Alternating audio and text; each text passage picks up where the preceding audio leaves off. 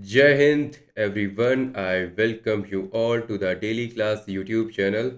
आपके सीडीएस और NDA exam को काफ़ी कम टाइम बचा हुआ है और इस कम टाइम में आप क्या ऐसी इंपॉर्टेंट चीज़ें करो और क्या ऐसी अनइम्पॉर्टेंट चीज़ें इग्नोर करो जिससे आपका स्कोर मैक्सिमाइज हो सके और दूसरा आप काफ़ी ज़्यादा कॉन्फिडेंट फील करो before entering into examination hall.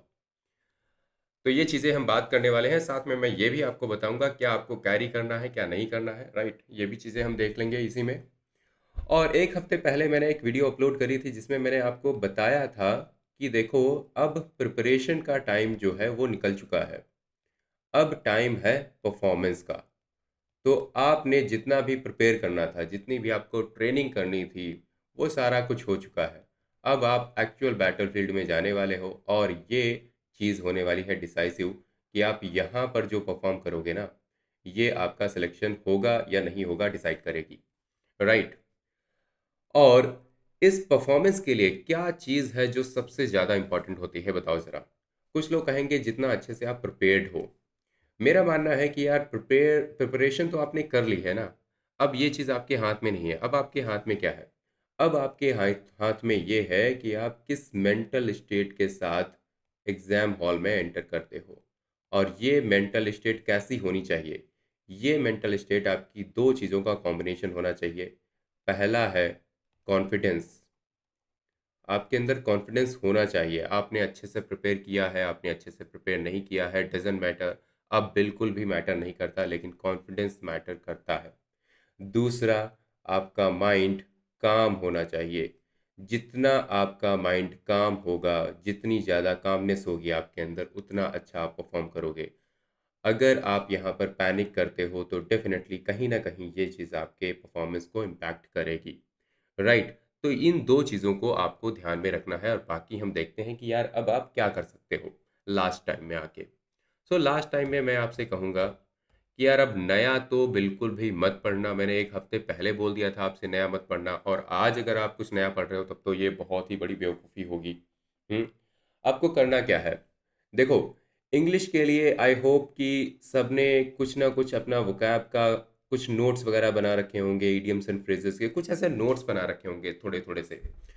उन नोट्स को क्या करना है? आपको स्किम करना है।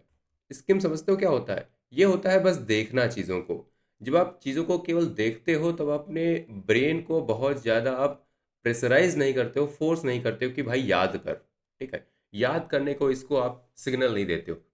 आप बस बोलते हो कि एक बार पढ़ लो, जितना रिटेन हो सकता है हो जाएगा, नहीं होगा भाड़ में जाए, राइट? बस आपने स्किम करना है चीज़ों को।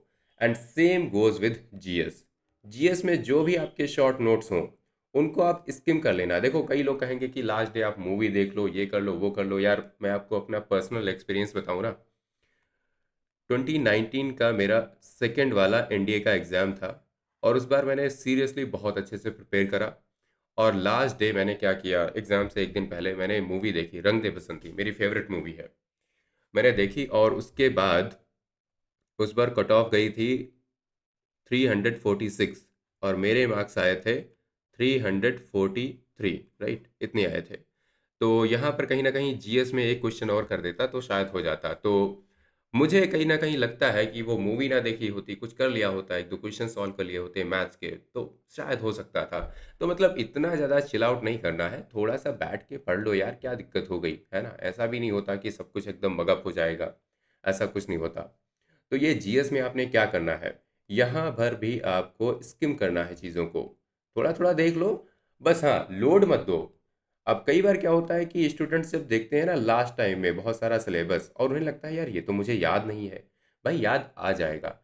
थोड़ा-सा पेशेंस रखो, जब एग्ज़ाम हॉल में बैठोगे ना और जब आपके सामने क्वेश्चन पेपर आएगा और उस क्वेश्चन से रिलेटेड आपके यहाँ पर 4 ऑप्शंस आएँगे, तब आपका ब्रेन ना बहुत ही एक्टिव हो जाता है। यहाँ पर जितनी भी इन्फॉर्मेशन होती है ना, कॉन्शियस माइंड में, सबकॉन्शियस माइंड में, अनकॉन्शियस माइंड में, सारी इन्फॉर्मेशन आपकी गैदर होने लगती है। सो डोंट वरी, अगर यहाँ पर आपको लगता है कि कुछ याद नहीं हो रहा, आपको याद आ जाएगा, एग्ज़ाम हॉल में आएगा, ठीक है? तो अभी टेंशन मत लो। और आपको क्या पता है कि यही वाले क्वेश्चंस आएँगे जो आपको यहाँ पर आप देख रहे हो कि आपको नहीं आता। ज़रूरी है वही क्वेश्चंस आएँगे? नहीं आएँगे ना, है ना? मतलब आ भी सकते हैं, नहीं भी आ सकते हैं, तो इतना क्या लोड लेना। और फिर उसके बाद आती है बात मैथ्स की। तो मैथ्स में आपने क्या करना है, मैथ्स में बहुत ही सिंपल सी चीज़ है कि आप केवल फॉर्मूला शीट जो भी आपने बना रखी है ना, उसको थोड़ा सा रिवाइज कर लो, उसको रिवाइज कर लो। और एक मतलब अगर आपको कोई भी एक मिक्स्ड सेट मिल सके कहीं से भी, तो आप 30-40 क्वेश्चन सॉल्व कर लो। अब ये पता है क्या होगा, अब ये ज़रूरी नहीं कि आप सारे सब्जेक्ट से सॉल्व करो, कोई ज़रूरी नहीं है। सारे सब्जेक्ट या फिर सारे आपके जो जो भी जितने भी चैप्टर्स हैं, सारे चैप्टर्स से सॉल्व करने की कोई ज़रूरत नहीं है। आपको बस अपने माइंड को, अपने ब्रेन को थोड़ा सा मैथमेटिकली ट्रेन करना है। क्या करना है यहाँ पर, आपका जो ब्रेन है ना, वो जो अरिथमेटिक रीजनिंग होती है, मैथमेटिकल रीजनिंग होती है, उसके लिए थोड़ा सा ट्रेन हो जाएगा। उसे लगेगा कि हाँ ठीक है, क्वेश्चन सॉल्व करने के लिए ये रेडी है, यहाँ पर रीजनिंग कर सकता है, क्वेश्चंस को सॉल्व कर सकता है। तो ये चीज़ें अभी ये मतलब थोड़ा सा आप ट्रेन कर लोगे, राइट, आपका ब्रेन जो है वो थोड़ा सा एक्टिव रहेगा। इसका मेन पर्पज़ ये है। तो ये क्वेश्चंस आप कहीं से भी लगा सकते हो, ये जो मैं 30-40 क्वेश्चंस कह रहा हूँ ना, ये आप कहीं से भी लगा सकते हो, डजेंट मैटर, आप किसी भी चैप्टर से लगा सकते हो, राइट। यहाँ पर सिंपली बस ये है कि आपके ब्रेन को थोड़ी सी अच्छी ट्रेनिंग देनी है, बस दैट्स इट, राइट। और उसके बाद आगे बढ़े तो अभी क्या करना है, अब आपने लास्ट टाइम में जा कर के मतलब ज़्यादा ओवर थिंक नहीं करना है, राइट। ये नहीं करना है कि मतलब बैठे हैं बस सोच रहे हैं एग्ज़ाम कैसा होगा कैसा नहीं होगा, जो आपने करना था वो कर लिया है ऑलरेडी, तो ज़्यादा कुछ नहीं सोचना है, राइट। अब उसके बाद बात आती है कि आपको एग्ज़ाम हॉल में कब पहुंचना है और कितने क्या क्या चीज़ें लेके जानी है। तो देखो टाइमिंग आपकी है 9 से आई बिलीव 9:30 से 11:30 है, या फिर जो भी है, ठीक है, ये मैंने अभी देखा नहीं है कितने बजे है, लेकिन आप देखना कितने बजे है। और आपको 30 मिनट्स पहले वहाँ पर आपका जो गेट है वो क्लोज हो जाएगा। ये चीज़ मैंने एक बार नहीं देखी थी, एक्चुअली मेरा एग्ज़ाम था उस बार मैंने नहीं देखी, और मैं काफ़ी लास्ट टाइम में पहुँचा था, जो 9 बजे से ही है ना।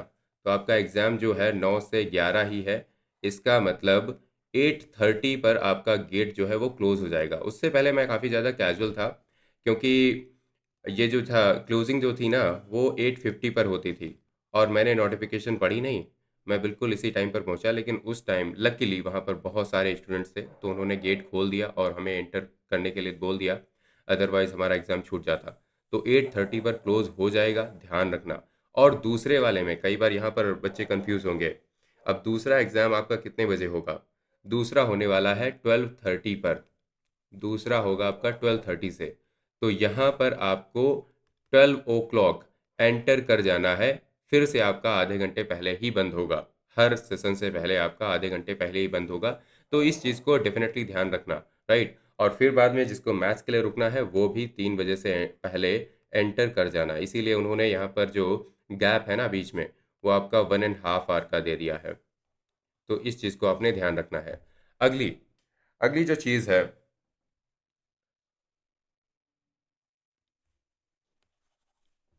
मैथ्स का आई बिलीव 4 बजे से है ना, 4 से 6 है।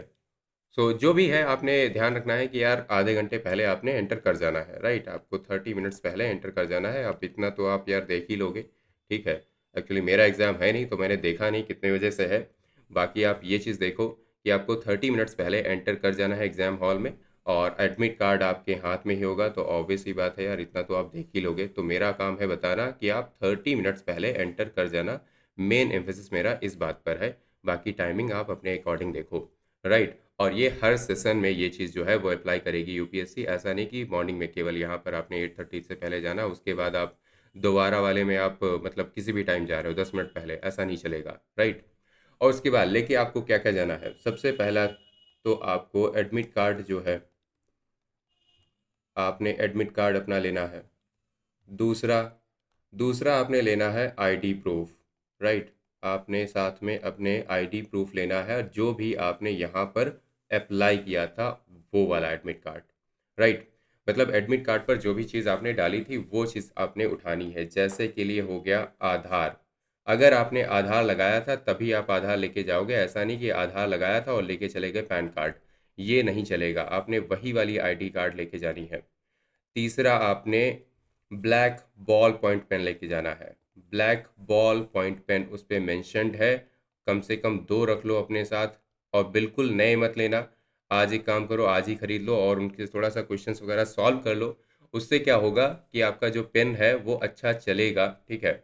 और फोर्थ क्या है? फोर्थ है फोटोग्राफ। अब देखो फोटो कई बार जो थोड़ा सा वेटरन्स है ना, जो कई बार एग्जाम दे चुके हैं, वो कहते हैं कि फोटोग्राफ का कोई यूज़ नहीं होता। देखो यूपीएससी का कुछ भरोसा नहीं, कहाँ पर कोई भी नई चीज़ यहाँ पर इंट्रोड्यूस कर दें और फोटो आपसे डिमांड कर लें, क्योंकि ये स्पेसिफिकली मेंशन्ड है तो आपको लेके ही जानी है, इग्नोर नहीं करना है। फिर फिफ्थ, आप यहाँ पर कोई एक पेंसिल ले सकते हो, उसमें लिखा हुआ है। और कई बार देखो मैं तो रख लेता था क्योंकि पेंसिल से क्वेश्चन सॉल्व करने में थोड़ा सा मज़ा आता था। पेन से ये हम यही वाले पेन लेके जाते हैं तो इनसे थोड़ी सी प्रॉब्लम होती है और इनसे आप मार्क भी कर सकते हो, राइट। तो ये चीज़ आप कर सकते हो। और बाकी देखो इतनी सारी चीज़ें हो गई हैं, अब मैं दूसरा एक वीडियो लेके आऊँगा जिसमें आपको बताऊँगा कि एग्ज़ाम में आपको अटेम्प्ट कैसे करना है, हाउ टू अटेम्प्ट पेपर, ठीक है। ये चीज़ बहुत ही ज़्यादा इम्पॉर्टेंट होने वाली है। मैं ये कहूँगा, मैंने आपको पहले ही बता दिया है कि भाई अब जो बात है ना वो केवल परफॉर्मेंस की है।